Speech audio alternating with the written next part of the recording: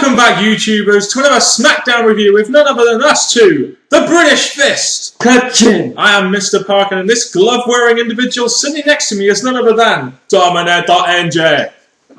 What's up? Here to review the Smackdown Go-Home Show for Money in the Bank. Subscribe up above, like this video, and comment your thoughts on this edition of Smackdown down in the comment section below. And make sure you contact us in the links in the glitch box below. Indeed. I wish I had your gimmick. Why couldn't I just have an original gimmick? I really want those gloves as well. Man, where'd you get those gloves from, Terminator NJ?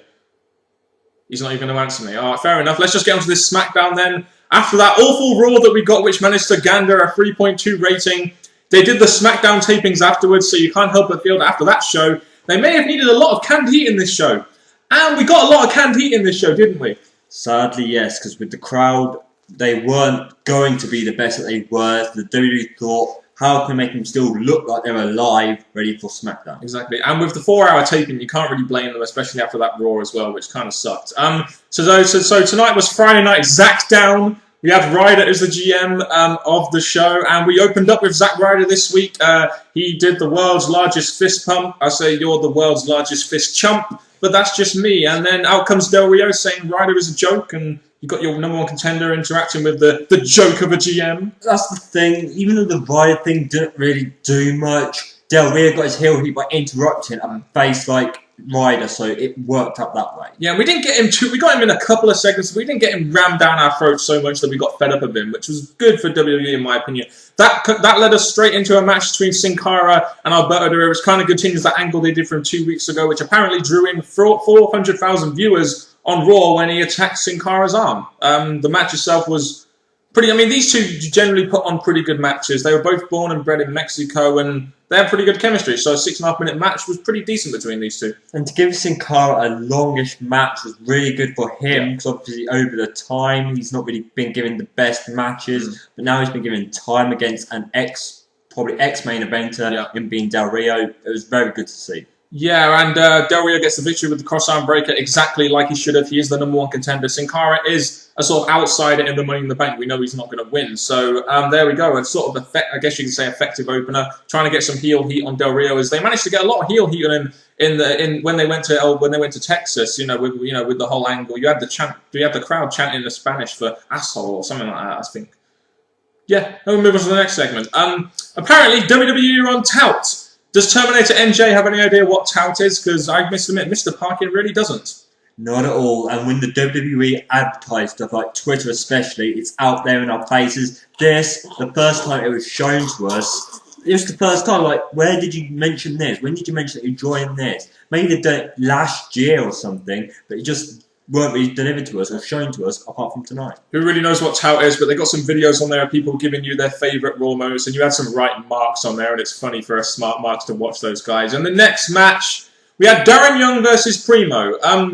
First thing I want to say about this is kind of like a tag team feud, which has kind of been overlooked a little bit since the last pay-per-view. Abraham Washington on the mic and having like the whole mic thing during the match. That's fucking awesome, isn't it? What a great idea that is. He's great on the mic. Why not let him talk throughout the match and gad his boys to the win that they didn't get? That's the first thing I want to say, because when he's coming down to the ring, it's fine, it works out, but then it comes a bit too much during the match where it became a bit, what the heck, the speaker too much comes focusing on you, not the ring, so you're like, what the heck's going on? I thought it was pretty funny. I do like Abraham Washington on the mic and guiding his boys like, you finish it now! Hit it now! Move out the way! I thought it was pretty, it reminded me of a Jimmy Hart. You know, Epico and Primo, are they face now, or what's really going on with this? Because Primo got the roll-up win, and I'm sitting there thinking, aren't the primetime players the #1 contenders? Like, what's really going on? I still don't understand why primetime players couldn't have got their shot at Money in the Bank, especially when we only have 4 matches announced. You need to fill the card up a little bit.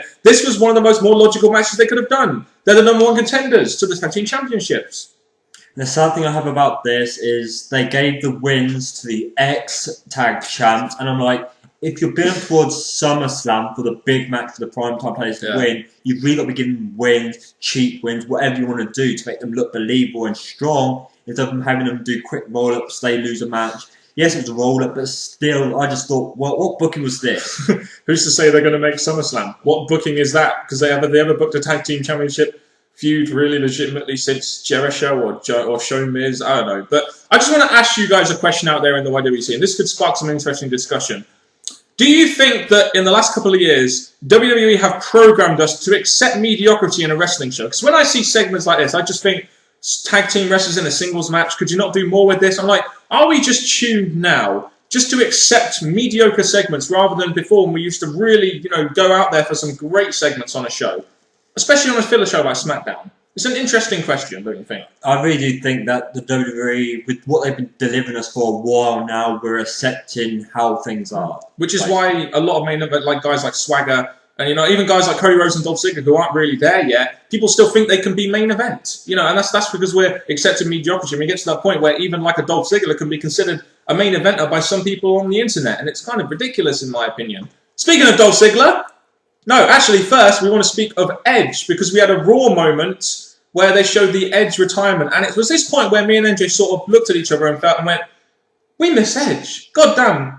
We really do miss Edge being in WWE, don't we? Because he was a massive star for that company, and they do miss him a lot, don't they? Well, with The Rock obviously being a big part of SmackDown in the past, we had Edge to take over SmackDown when he was here, and for him to be left SmackDown now and have that Raw footage actually showing how great of a wrestler he was and of a great star he was, it really shows how him leaving has affected SmackDown. It really has. Christian and Santino versus Cody Rhodes and Dolph Ziggler. Very surprised with WWE's consistent strong booking of baby faces that Cody Rhodes and Dolph Ziggler got the victory. And you have to think that these two are probably going to be the favourites going into SmackDown Money in the Bank. I imagine a lot of people will probably say, oh, Dolph Ziggler should win it. But Cody Rhodes has been much better built than Dolph Ziggler to win that Money in the Bank, hasn't he? The way you look at this is that they've done pretty well with this, because obviously going to this match, you really thought the faces would probably get the win just because of who they actually were. But the heels getting the win. With the two heels these are two believable ones, because the mid-card champs are not really going to have a shot going for the world title. So for the two other guys to get the win, makes us believe that they're the ones who have got a dominant win, or a strong win, shall we say. And now they're going to go on to Money in the Bank and look even better. And out of the 8 people, Rhodes has definitely been built the best. But you just know with WWE's logic that the way they've been booking Ziggler like shit lately, you just know that WWE in their wrong minds are going to be thinking, oh, let's stick this Money in the Bank on Dolph Ziggler. Yeah, because he's ready for the main event. You son of a gun. Yeah, you son of a gun indeed. We got a Raw rebound with that whole love triangle with Daniel Bryan and CM Punk. And we're not bringing this up because we want to talk about the segment. We're bringing this up because I just want to quickly talk about the whole ratings thing that's been going around.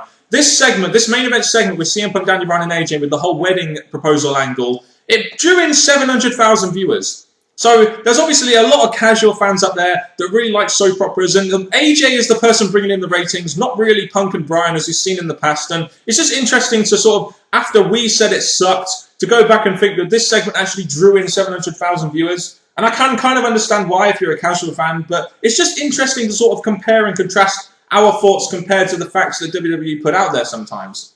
And with this being a drawing part of Raw, we are definitely surprised, because the way it was going on, the fact it was an opener, went on for 20 minutes, it really took the attention away from the rest of the show and what this segment was meant to be about, which was the match again at Money in the Bank between CM Punk and Daniel Bryan. And it, in fact, is all about AJ. And I'm surprised that this drew when us fans watching it were disappointed with what we were given. It definitely shows you the difference between the casual fans and the smart marks such as ourselves that kind of know the business a little bit more. It just shows you that sometimes the casual fans kind of dominate us smart marks. So there we go. We had a Great Khali versus Big Show match. Take away the word great. Oh yeah, of course. We're just going to call him Khali now because he is no longer great. He basically got squashed by Big Show in 30 seconds. Basically, I guess they're trying to make Big Show look strong with that knockout punch. Pretty much what this segment was about. Yep. Should we move on? Yep. Ryback versus Tyler Rex. After Ryback defeated Kurt Hawkins last week, Tyler Rex got an entrance. Ryback got a squash. Feed him more. We're probably going to have a handicap match of the pay-per-view now, aren't they? That's the first thing I noticed, because we've had the WWE wrestlers, which I'm very thankful for, having appearance on Raw and SmackDown, hinting so that they could beat Ryback. So why not now? The fact they've had a match, both believe they can actually beat him, team them up and put him against Ryback at Money in the Bank for a squash match, just to give us a match that makes sense. Yeah, and he'll have some legit wrestlers to beat as well, even if people do want to see them pushed, which is total bullshit, but there we go. Justin Gabriel versus Damien Sandow. Let's play the game of guess who was jobbing here, NJ? Was it Damien Sandow, the new and exciting character, or was it Justin Gabriel, the guy who's never got any TV or match time on SmackDown for quite some time, despite the fact that it did have some potential, as we kind of saw in the late stages of 2011. One of the greatest guys who could possibly become a mid-card champion was none other than Gabriel, who lost to give Sandow the win. Yeah, and the thing is with this, the thing that makes Sandow so great for me is him on the mic. Now, you need to get this guy on the mic as much as possible. Now, why Sandow wasn't on the mic this week, I don't know, because that is the best asset of Damien Sandow's character right now. His mic work. Make sure in every segment he's in, including at the pay-per-view, you get that guy talking on the mic, because that's the best thing about his character. Sandow, another segment where they're trying to make Sandow look strong going into Money in the Bank.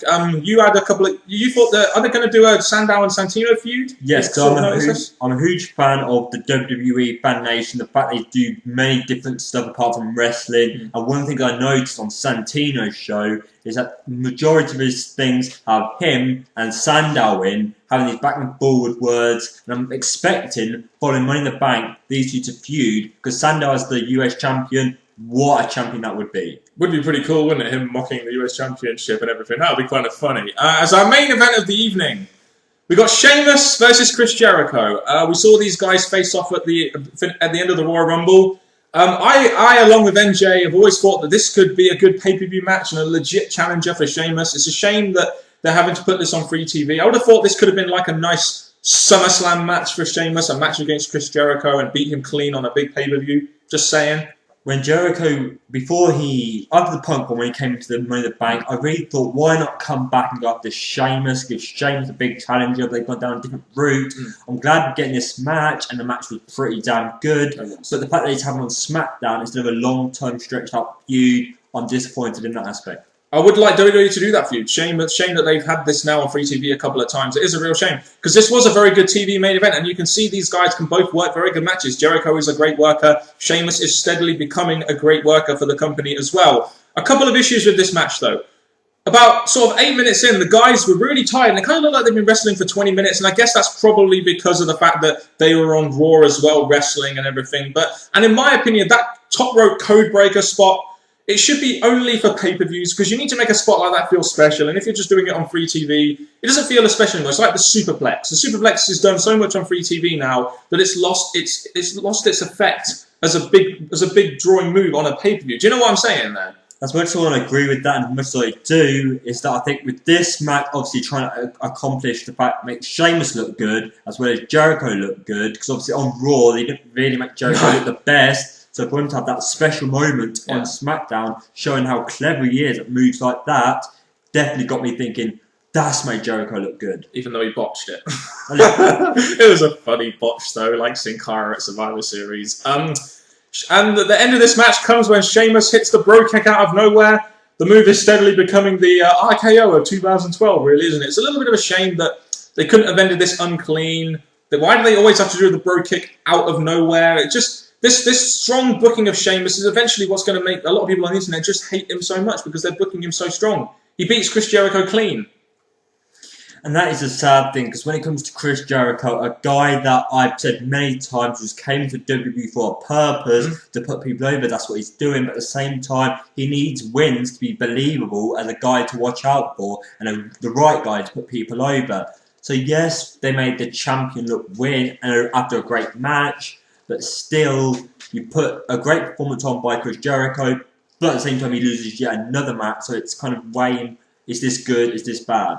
I mean, Chris Jericho, do you think he's been underused in the WWE? Because I feel he hasn't won a pay-per-view match. Yes, he's been used to put CM Punk over, and he's had a suspension as well. Do you feel, and I guess I'll put this to you guys out there too, do you feel Jericho has been underused? Because you look at this, Sheamus beats him clean, and yes, Sheamus is a budding star and everything, but you kind of sit there and think, is this the best they can do with Chris Jericho? You know, making job to Sheamus. You know, I'm just saying, Jericho is a big star for WWE. He's only going to be there temporary. I think WWE should have used him a lot better than how they've actually used him since he came on his, silent return. They used him good in promos to build up feuds, which are giving that. He's really warmed up big matches. But the thing is, it's not really about the promos that count. Yes, they're the things that make the matches happen, but it's the wins that actually make them stand out the most. And not giving Jericho a win really doesn't make him look good.